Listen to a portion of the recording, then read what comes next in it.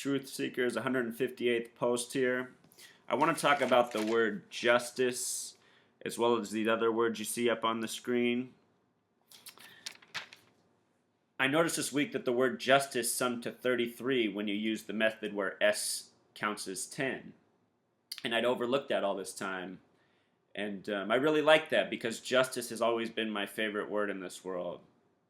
Ever since elementary school, my teachers have told me I have a keen sense for justice. And I just think justice is so important because I think we live in a world that doesn't have justice right now, and that's why so many of us suffer from the things we suffer from.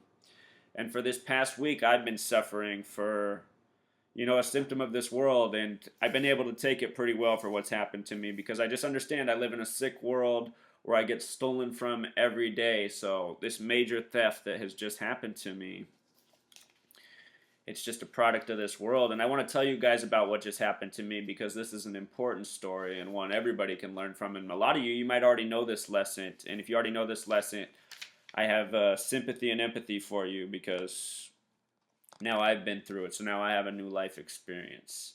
So anyway, Truth Seekers, at the end of October, I mentioned in a video post that my roof just started to leak horribly, like a nightmare. I should go back in time and tell you that I bought this home on Friday the 13th, January 13th, 2012. That's the day the deal closed, and I got the keys to the house. It's the day of the Costa Concordia crash. Remember that? The big boat that crashed 100 years after the Titanic? That happened to be the day I became a homeowner for the first time. How old was I then? Lost track of time. I think I was 28. 28. And anyhow, after buying this home, 6 months after, I got a new neighbor across the street. He bought the home I almost bought. I thought about buying that home because it was a slightly more cost-effective price, but it needed a lot more work than this house. Anyhow, the neighbor who moved in there, or I should say the neighbors, were a recently remarried couple. They are about 25 years older than me. All this time they've been my neighbors, I've really liked the wife. I've thought the man was a little bit short, a little bit insulting. When he first met me, I had a beard and long hair. I used to look a little bit different. And he made a really derogatory comment about my appearance. Not in such a joking manner, but more of like a cruel manner. But I kind of just shrugged it off and thought, okay, whatever. I've tried to be a good neighbor to him all this time is the point. And he hasn't always been the nicest person to me. But the other thing I just found out, and this is the life mistake I made, you guys. All this time I've known him, he's told me he's a roofer, works for a roofing company, home improvement company. I didn't think to doubt him because there's no doubt that he has handy skills. He has done some great work in this home that they've bought. And he's made this home, honestly, the nicest home on the block. And it was not a pretty sight when they bought it. And recently when my house, the roof started to leak, I naturally went across the street and I said, I won't use his name, I said, hey neighbor, if you got time, I would love to bring some business your way because my roof just started to leak, and if it would help you out, I got some other projects too. And so I asked him, I said, he knows that I'm planning to move this spring. I let him know that I would like to get new siding, new roof, one of my windows needs replaced, and my fence is now blown over the last 2 years, and I've had to prop it back up, so I know it's running out of time. So anyway, I was going to get a new fence. And I asked him if they could do all those projects, and he said, oh yeah, absolutely. And I asked him to put a package deal together for me and get back to me. So he came back to me with a price. And I thought the price was fair. I asked him if I did cash, if I could get an even better deal. And he said, oh, wow, you could come up with that kind of cash? And I said, well, maybe, And he came back with a cash offer. It was only $4,000 less, and I thought, well, $4,000, that's something. Maybe that's worth it. So I said, yeah, let's do that. I said, let's do it. And agreed to it. I thought I was getting the new roof, the new siding, the fence, and the window replaced. And what happened is they came and they put on a new roof, and then they took away the haul-away bin. which is expensive to rent if you guys don't know. They rent these big dumpsters for the tearaway from the old project. They cost about $600 to $700 to rent. So if they take it away, that means they have to rent it twice, which means, I'm paying that expense, right? So I went over to my neighbor and I said, hey, how come they took away the garbage bin? He said, oh, it's just because we have to go do some other projects, and then we're going to be back to do the siding and the rest. Also, I should mention I have to get my front door replaced because it got damaged from the leaking roof. It flooded through and swelled up the wood. And anyhow,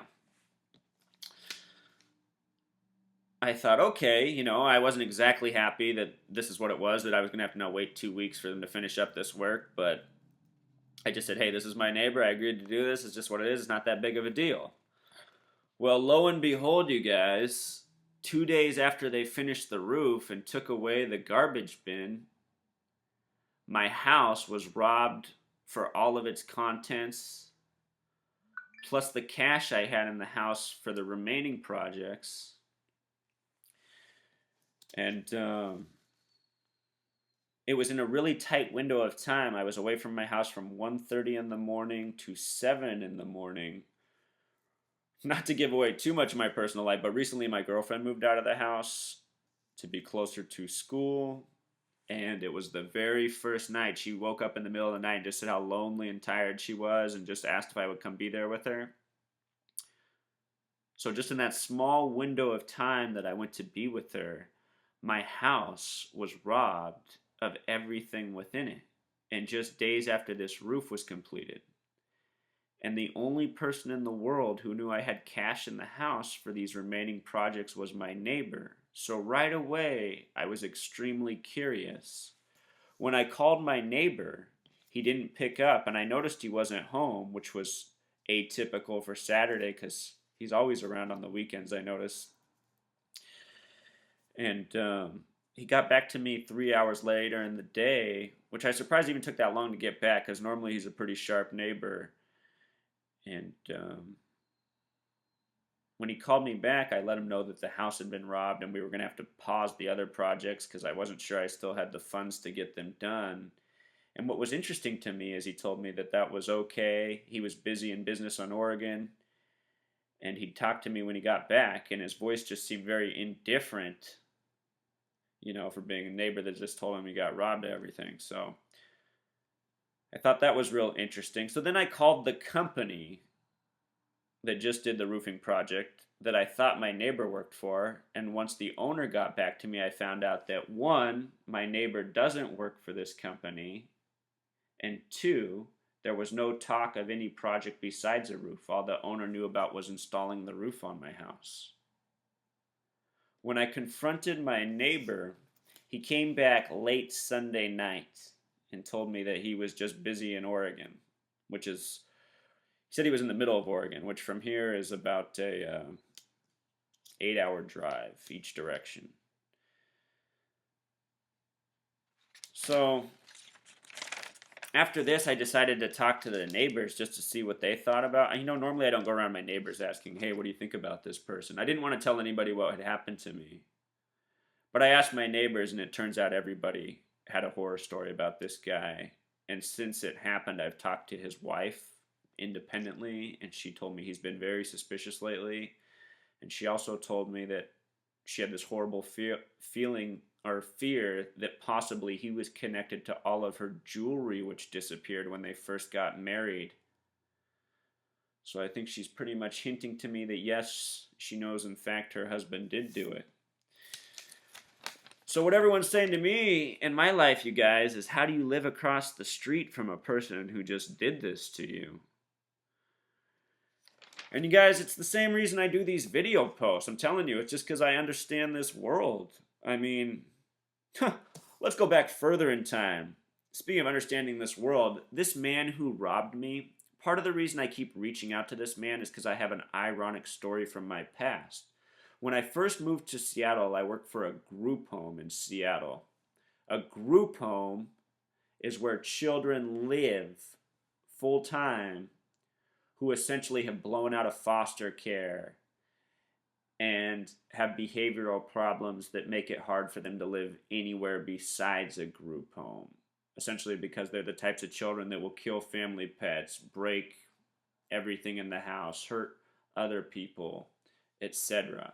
So what happens is these children, they get put in these homes where they have to live together, and if you can imagine how traumatic that is, then your thinking cap is on. Yes, it's not a good place, it's an unfortunate place, but they're very real places, they exist, and they need good people to work there. So I used to work at one of these places, and while I was there, I got to train this girl who was truly a wonderful human being.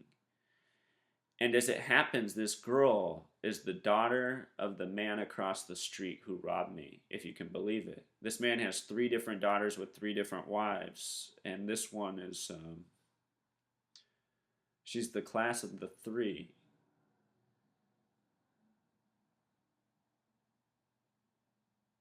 And anyhow, what I learned while working at that group home is I just learned how people can grow into be essentially what my neighbor is and what he did to me. So I already understand it, and I just see that it's a terrible tragedy, you guys, and I already know what the only solution is. We have to make this world better. Otherwise, this kind of stuff's just going to keep happening to people. Justice. It's got to be peaceful. I mean, you know what everyone thinks I do? Everyone thinks, even my own neighbors, 2 of my neighbors told me I should go break this guy's knees across the street. A lot of people think I should kill this guy, literally, because I reached out to him and he came back and he robbed me. And honestly, you guys, I really did reach out to him. I said I wanted to help him as a neighbor. He even told me his company's expensive. It's funny to think he was telling me things like this when he didn't work for a company. But I said, that's okay if it helps you as a neighbor. I said, I want to make the neighborhood look pretty when I go, and I want to help you out as a neighbor. I said, that's my gift to you guys. It's not all about the money to me. I like to do nice things. I guess this guy took me for all I was worth, literally. So anyway, if I was to go back, you guys, I was just going to say, if I was to go back and be violent to this guy, like other people have suggested, then what would happen? Then I would just bring more trauma to the neighborhood. Now, instead of just me being hurt, now everyone's hurt. And then when there's violence, it's just, I mean, that's the thing, you guys. Order. Can you imagine if we lived in a world with justice, peace, and order? It can't be achieved as long as there's violent people out there, but that's what we have to do as a society. We have to disarm the violent people. And we can disarm the violent people if we come together in large numbers, because the people who maintain the ongoing violence and destruction of this world that trickles down, like Ronald Reagan once said, he was talking about economics, but what really trickles down is all the nastiness from the top leadership of this world. The next thing you got neighbors robbing neighbors.